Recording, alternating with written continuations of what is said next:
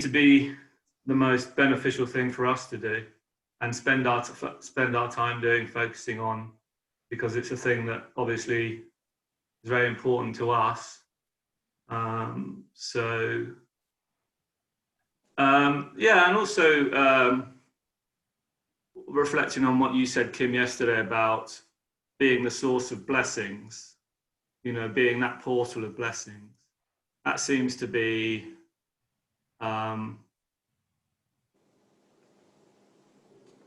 possible further down the line for me anyway.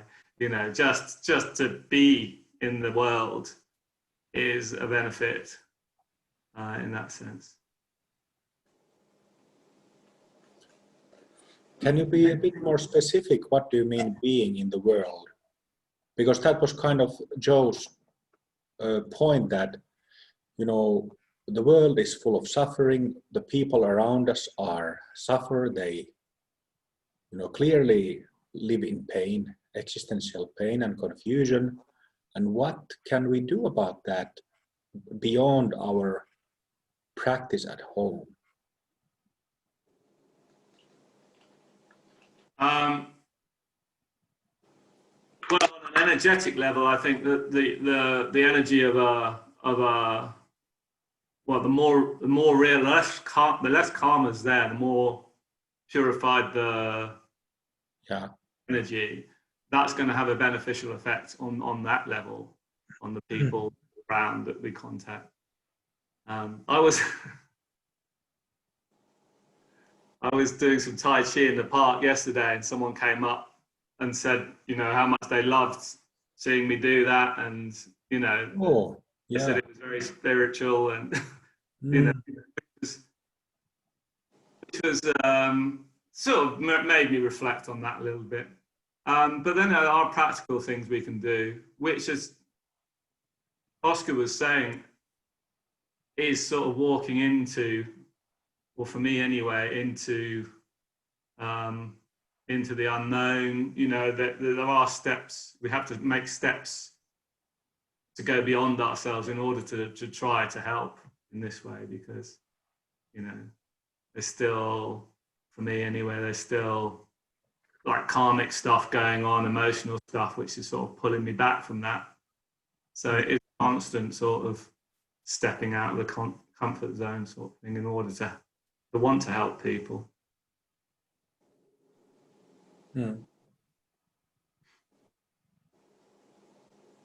What I notice since a few weeks, since a few months, Bodhicitta has skyrocketed. It's like the most amazing thing for me, and the most breakthrough orientation you can put your mind in, and then all the time it's just the most reliable breakthrough means that is available to me now.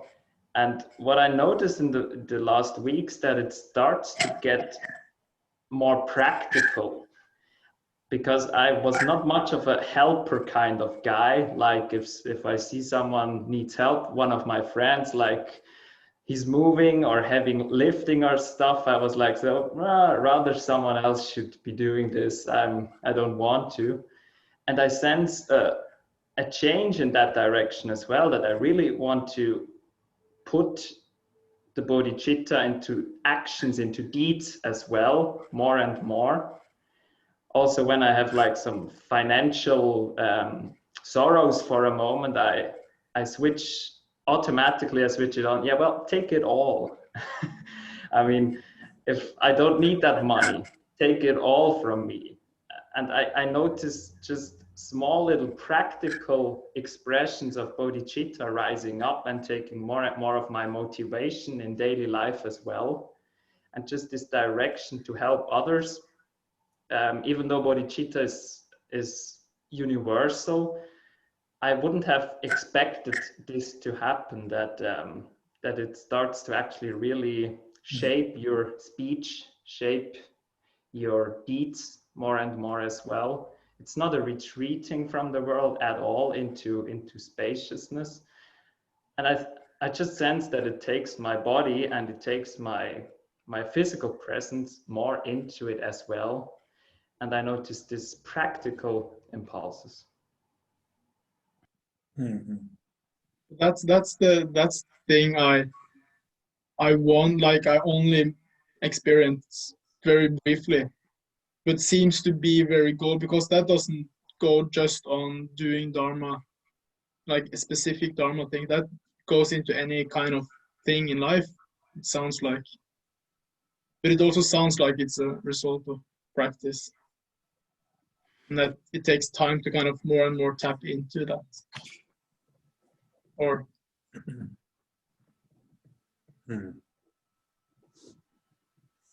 what to do before that starts happening spontaneously.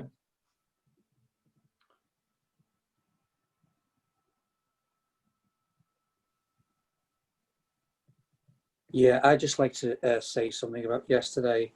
I mean, a talk you gave on the Bodhicitta stuck in my mind, and you're not going to get very far without cultivating the qualities of Bodhicitta. And I was thinking this a lot, and I just sort of realized that, yeah, it's my practice has been majority selfish practice. It's about being about my practice, my boomies, my experiences, my wanting this, etc., etc. And you know, I need to embrace this more so. And in the past, I have done good things, but you tend to, or I tend to, swing between, you know, being a do-gooder, wanting good for other people, and then swinging to the selfish part of me, which, you know, it sort of swings back and forwards. And I remember experiencing the feelings of happiness when I have done good for other people. And also, you know, the negative side when I've done bad things. And there's also been fear of stepping in from, I'd say, the normal into this bodhicitta qualities. Fear of being taken advantage of, fear of dropping your guard. And this, you know, I've been wrestling with this. I've been thinking about this a lot, you know, to basically cultivate this and know really where someone's not taking advantage of you, to know when you're actually helping people, actually giving them the medicine they need to grow as a person. Mm-hmm. Mm-hmm.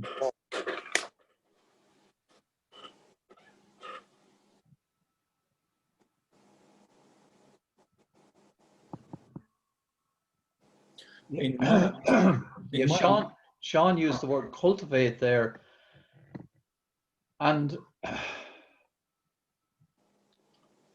I'm just thinking that for me, I'm noticing a softening, I think, of my heart, and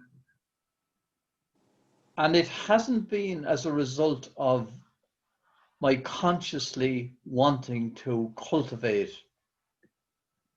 that softness or a giving or bodhicitta.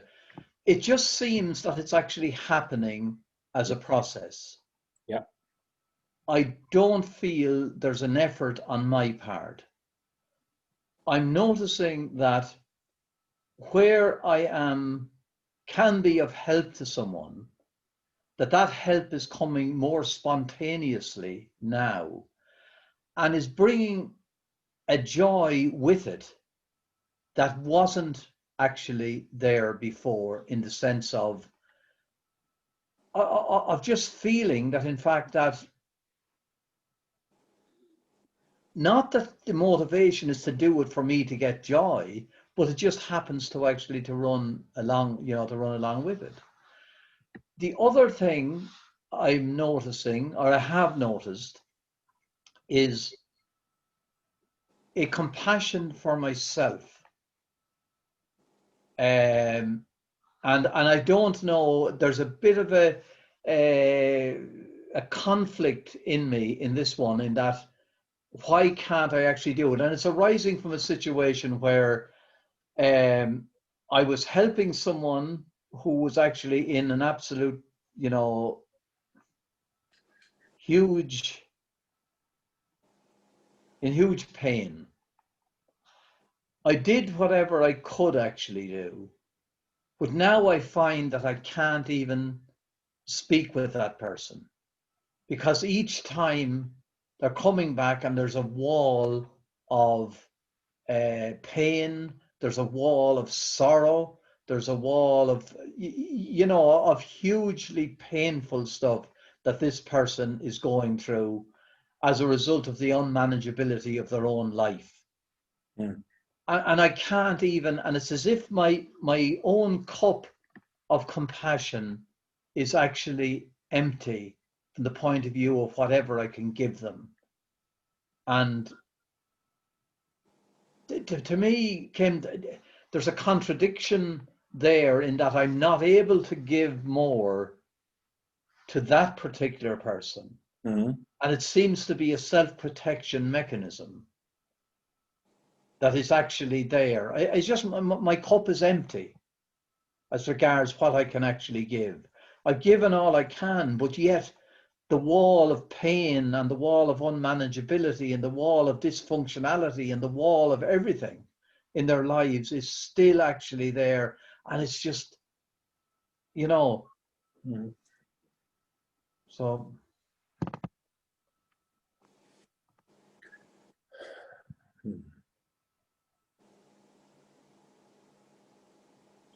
It is we are all talking about the same, really the same thing. That I've also thought about a lot. Like James, you started by saying that, we have the gift because of karmic connection and karmic ripeness. We have the precious gift of Dharma in our lives, practices in our lives. What is Dharma? Simply the view how the reality is, and having a practice to make that, remove the fantasy and see that reality. That's what Dharma is. And it is heartbreaking to see, like they just opened a cafe like 20 meters from my front door a couple of days ago, and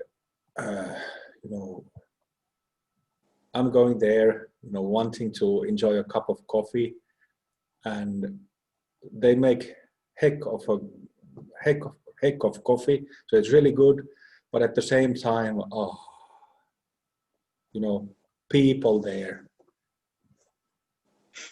just the vibe. I don't mean there's anything wrong with the people. There's nothing wrong with the cafe, but some are obviously burdened by life. Some are obviously having a, what do you call it, like a plaster, bandage on that suffering, like keeping it under the lid, pretending it's not there.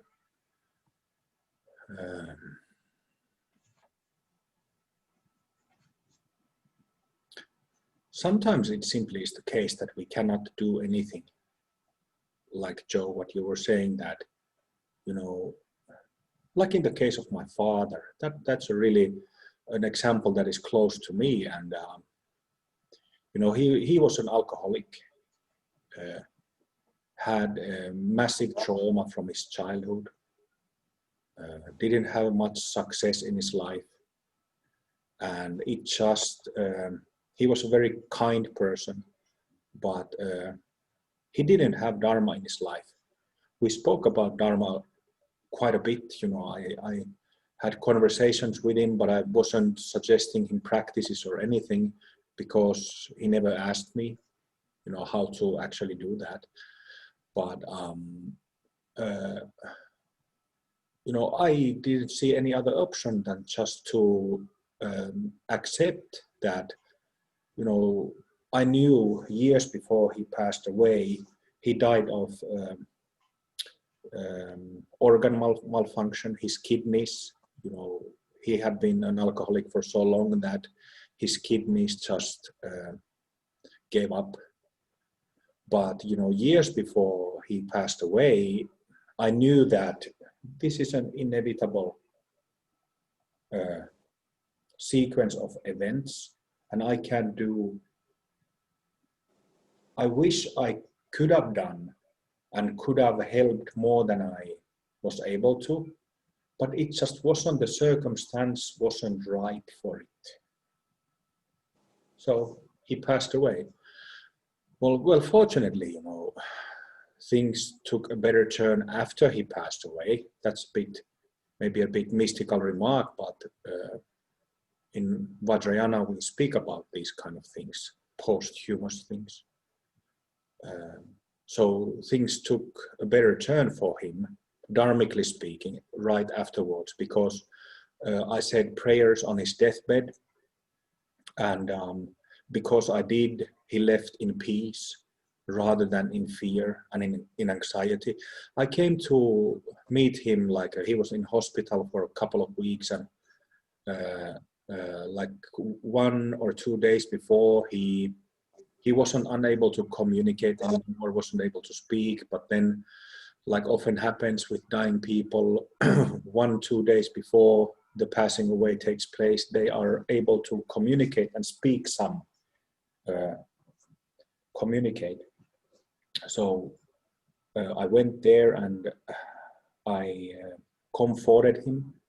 I explained to him, you know, I knew that he could hear through his ears.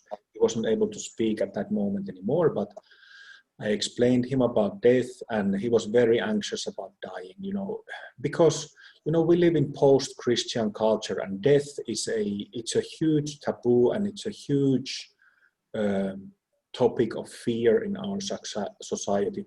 Look at the corona pandemic. Everybody's only concerned about how many casualties we get, not understanding that it affects so many lives of living people as well in hugely negative way. So there you see instantly the you know, the mark or the flavor how death is viewed in our society.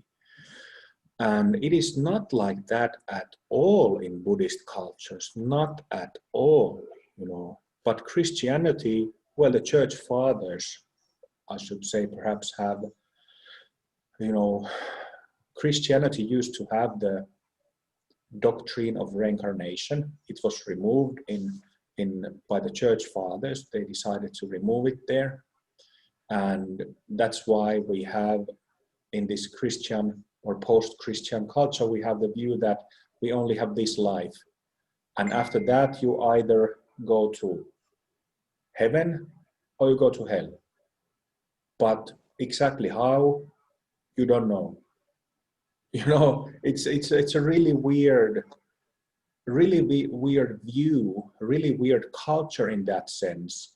That, and I think it's a massive problem. This also this secularity of our Western culture. We don't have spirituality or religion to mention.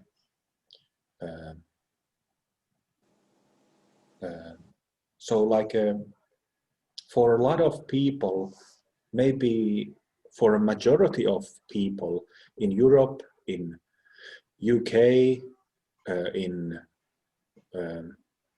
United States, you know, spirituality or religion doesn't belong into their lives. So I'm just trying to make a general remark that, you know, people are existentially lost in that sense. They don't have that light of the soul or light of the spirit or light of awareness in their lives in any form. And I wish it was even the religious form, that people went to churches and prayed for Jesus and prayed for God, or said prayers when they go to bed at night, like people used to do. Say prayers before meals, like people used to do, or, you know, have some kind of continuation of spiritual practice, but you know, it's just not there anymore. So what was I talking about originally? I got into talking about death and then the lack of spirituality in our cultures. And where did I start? We were talking about the lack of dharma, lack of clarity, lack of reality in the lives of people that makes them suffer. You were talking about the coffee shop, about where you were having Yeah. your coffee and the pain around, and where people were containing their sorrow and their suffering. Yeah, you know, we can see this everywhere. You know, I don't really meet people this time. You know, I don't have at all friends here where I live. So I basically go to the coffee shop or take walks and see people there, or go to the supermarket. But other than that, I might see my children 2 days a week, but that's pretty much it, the only people I see. But, you know, it doesn't matter. During the normal times when the pandemic wasn't happening, even then that suffering is there. But people, they just keep getting distracted by things that they chase after or things that they try to escape from. Hope and fear. So, you know, in my understanding, there are 3 types of karma.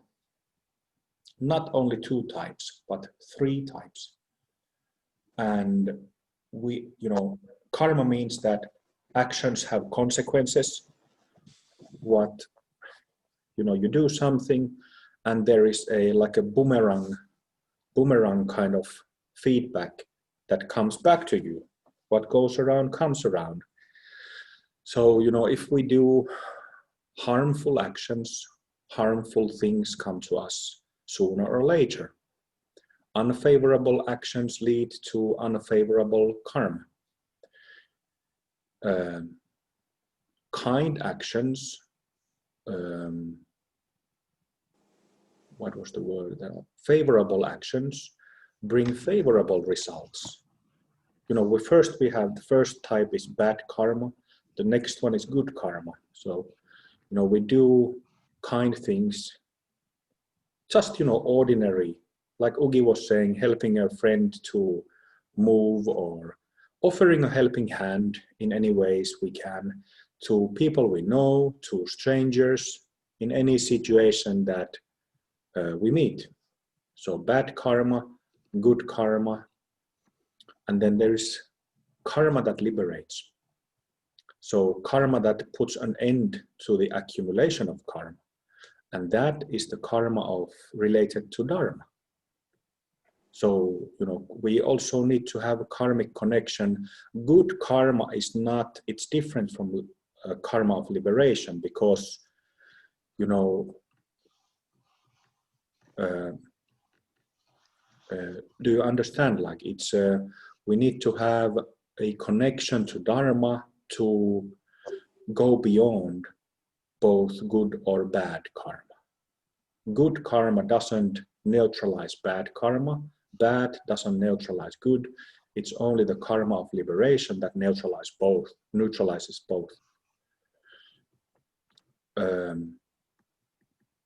So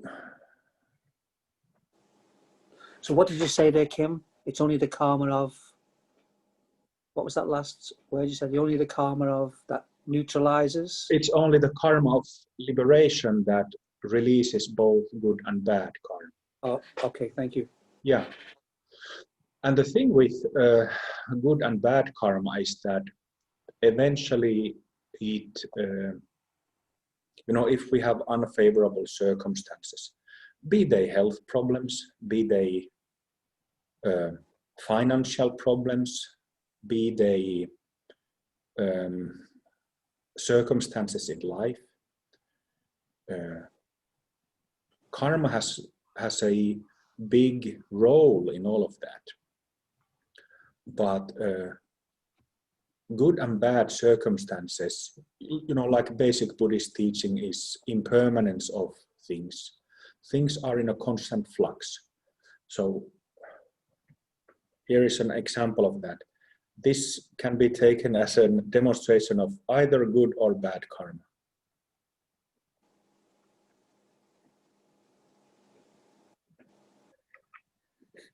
So it's impermanent. It came and it went, and it stayed in the meanwhile. But when it stays, it's in movement. It doesn't stop. That's the whole point of karma. It doesn't stop. And this is something, I mentioned Christianity briefly, that, you know, the church fathers in their wisdom, they invented something called purgatory. And, you know, you are grilled in the furnace of deepest hell for eternity if you know, have sex before you get married or something. It's ridiculous. And so that is like a severe samaya, breaking of relationship of trust and respect, those to say those kind of things as religious authority. And it has like it hurts people so bad when they hear and learn such things, that, you know, saying that things stay, like if you have sex with your unmarried partner, that condemns you to this prison for eternity. It's utter bullshit. It's utter religious, you know, dictatorship. It's really unhealthy thing for everybody.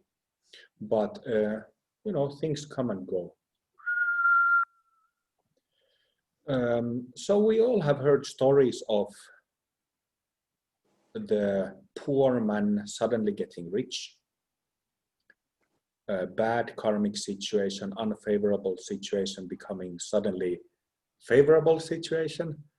I won the Euro jackpot. I have 95 million euros now. So that changes one's life. You know, if you had hard time paying the gas bill before, you know, you had to eat macaroni for 5 days a week, feed your kids with macaroni and, you know, the cheapest things you get from the cheapest store, and all of a sudden you have millions of euros. That's shifting from bad karma to good karma. And it happens the other way around too. Somebody has those 95 million, and, you know, we've all heard this. Somebody might have hundreds of millions of dollars, literally own a couple of castles, have a private helicopter, have, you know, rare, extremely expensive cars, and, you know, it can come, everything can change in a heartbeat. You know, person might live decades that kind of luxurious life when you don't need anything. While, but then, you know, something happens and, you know, rich people lose everything. You know, these stories, we can read those stories every once in a while in newspapers.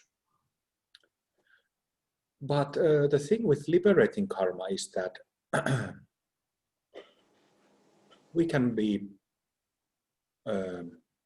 poor, we can be rich, and at the same time be lost in this existence, lost existentially, or we can be found awake existentially. So karma of liberation has, you know, it's not dependent on external circumstances, good or bad karma. Ugi, please, you had something. I remembered you were talking about your father, how after his passing there was a dharmically turn for him. You didn't get to that bit. You were talking about giving him prayers on the deathbed and he could go peacefully, and that would interest me how it. Yes. So what happened was that he passed away, and he was at first scared of dying because of this negative brand of death and dying in Christianity, although he wasn't a practicing Christian. And then he passed away in the presence of the masters that I have a karmic connection with. They helped him over. And it was an instant relief for him because, you know, he had physical pains for a long time because of his back, and then he had psychological pains because, you know, life always kicked him in the teeth. That released when he left his body. And then exactly 6 weeks after he passed away, I knew that, like, he was in the aura of, in the mandala of masters, the gurus that I worked at the time. And then 6 weeks later, I was sitting at my home meditating, and I felt, oh, there's some presence I'm feeling, and it's not pure. It's not a presence of a Mahasiddha. And I first kind of just ignore it, but it kept getting closer to me, so I paid attention. Okay, what is this? And I realized that it was my dad. He came to, you know, say his final goodbyes. And by then, because he had left his physical body, he had left this physical world, he was no longer, he could see that, oh heck, you know, the perspective changed so much because his traumas weren't actively with him anymore. And I see this happen with a number of other people who passed away in similar situations, that, you know, when you die, when you leave your body, it's beautiful because you become literally like feather light. You know, you don't feel the gravity anymore. It doesn't feel heavy anymore. And if you had like a physical illness, psychological problems, those make you even heavier. Even if you are healthy in this body, it kind of feels heavy because of the physical form. That's kind of good and bad at the same time, because in non-physical realms, Coca-Cola doesn't taste the same as it tastes here. So here it tastes awesome exactly because it's so gross, the taste. Same with sex, for example. Sex is awesome in this realm because it's so gross. It's so, it's a gross, the word. I don't mean that it's bad. It's so physical and gross in that sense. It's something really, it's a visceral sensation. But, you know, like I was kind of joking that Coca-Cola doesn't taste the same in non-physical realms, and neither does sex feel the same, or any sensation that you have. It doesn't have a weight to it. And that's why the experience is different. And for people who have been traumatized in this life, had physical illness that, you know, make them feel pain, that's gone when you die. And that's awesome. You know, we can feel that weightlessness in a bit similar manner when we practice Ati Yoga, because, you know, the karmic body, the volume of the karmic body is lessened, or it can disappear during Ati Yoga practice. So it's a little bit like that, weightlessness. When sitting in meditation, when nothing happens, the karmic body is completely absent. It's sort of like that. You don't really feel the physical body either. You're just sitting there, and it's kind of like that, weightlessness. But for people who have those heavy issues, it's an instant release. So 6 weeks after my dad passed away, he came to say his final goodbyes, and he knew that he had been told by his helpers that his memory will be swept clean, that he will not be able to remember his past life now that he was gonna take a new human body, be born into a new human body. And he came to me and asked that, you know, he could understand that he understood suddenly why I had spent so many years in Asia, so much time in Asia, so much time in meditation practice. He suddenly understood. So he thanked me, and he thanked me for what I did for him when he was passing on, for the simple reason that he didn't lose awareness when he passed away, and he hadn't lost awareness during those 6 weeks afterwards. And that's a big thing, like for a samsaric human being, that doesn't really happen. They just go into these bardo states and meet their own karmic bodies in the forms of visions and sounds, and usually scary ones, usually very anxious ones. And you're kind of half asleep in those bardos, and then like a demon of your own, your own anger, you meet your own anger in the form of a demon, like a scary demon in front of you. And in that half asleep state, you just, you're terrified before something else happens. It's usually like that for people who have a heavy burden from their life. So it was very unusual that he was able to be aware for 6 weeks. So he came to me and asked that, so can you teach me one thing that will help me to reconnect with this lightness or spirit of mine in my next life?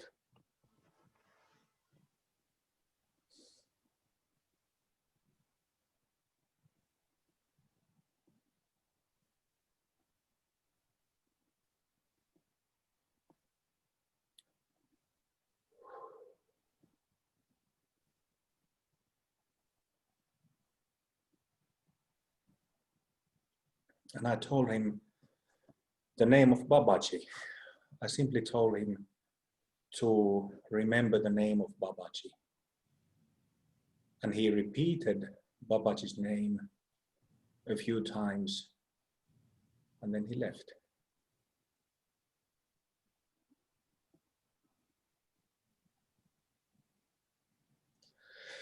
I wanted to give him something that has carried me for many lives. Name of a master.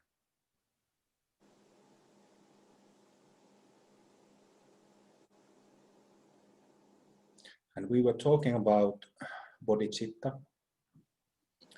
and feeling the heaviness of people around us, people who we know, people who are strangers, and they don't know that name. They don't know those names. So it's a good question, what can we do and what we cannot do about that.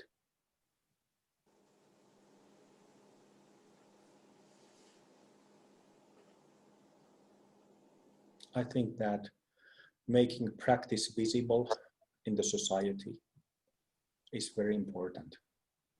And that happens way too little in the West.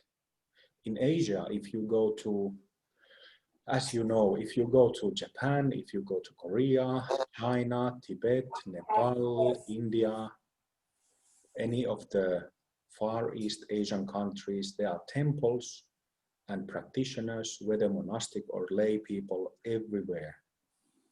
And even the lay practitioners you can recognize because they have a mark. There's some kind of marks and symbols of being practitioners. We have none of that in the West. And that, I think, is a personally, I think that is something that we as practitioners could and should do to make practice visible to others. That there is something, you know, even if people don't know that, they wouldn't know that, you know, what is that robe about? What is that mala in the neck of somebody? Even if they didn't know specifically that that's tantric practitioner, nevertheless, it would show some kind of message that, oh, that's a mark of a spiritual practitioner, because robes always indicate that. It's like an obvious, that means that thing. So I think that Dharma should be much more visible in the West. And I think, you know, James started by saying that, you know, for us who are practitioners of the Dharma, you know, we can do all those good deeds. I was just talking to a Sangha member who now works as a personal assistant to handicapped people. And he said that, you know, he feels so much better doing that work than running his business. He still has his business, but he does this on the side, that he feels much more connected with the helping handicapped people, because, you know, it touches his heart more. But nevertheless, he's not spreading the Dharma in that way. People can see that, you know, he's a joyful person, has a very warm heart. But what then? I think that's a really important point between good karma and liberating karma. How can we help people to get to that liberating karma? Because that's the only one that liberates. So James started by saying that, you know, spreading the Dharma, becoming instructors, becoming teachers, organizing events, building up centers, supporting our teachers, supporting our instructors, helping books get published, spreading the information, giving money for the Dharma mission, and being visible. These are classic things. They all done it in Asia, and that's why when we go to Asia, we see, you know, these temples and monks and nuns and lay practitioners and big Dharma festivals. We had a plan of having a Dharma festival in Birmingham in 2019 or 18 in the autumn, but then something happened and we didn't do that. But I would want to do that in the future.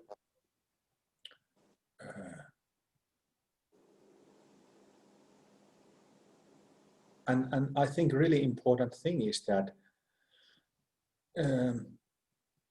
it is our path. It is us who are thinking about this. And it is also us as practitioners who have this fortunate karma to do something about it. It's not the responsibility of somebody out there. It's the responsibility of each one of us.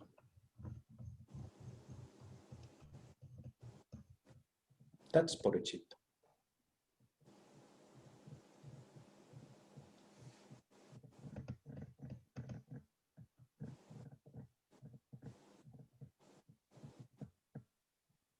Something you said yesterday really knocked the nail on the head for me. exactly what it is I really like about this practice.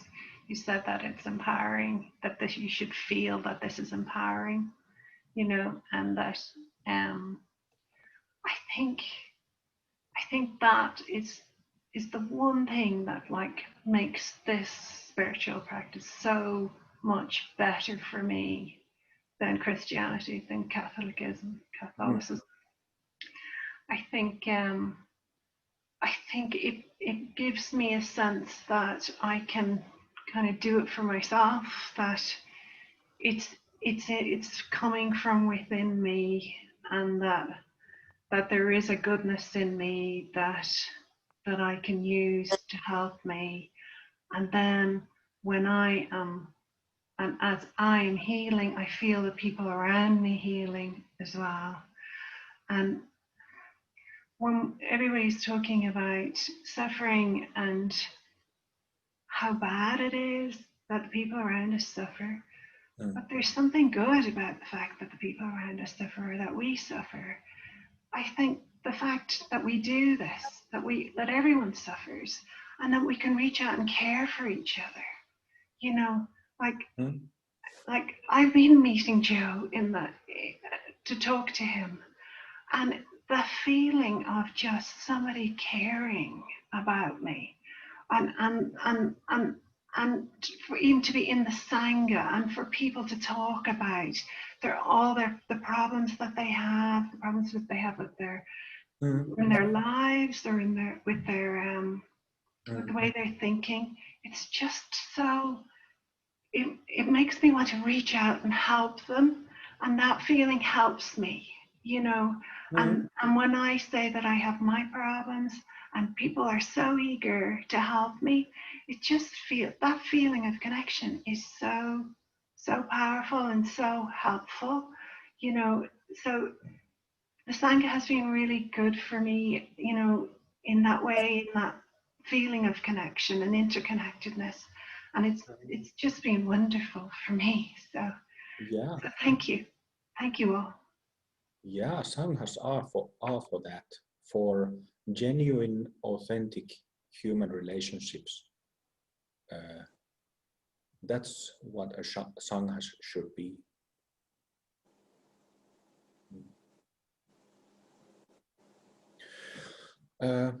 People, let's take a 15-minute break. I have to grab a bite before leading the next session, so 15 minutes. Let's continue at 25 past. See you in a moment.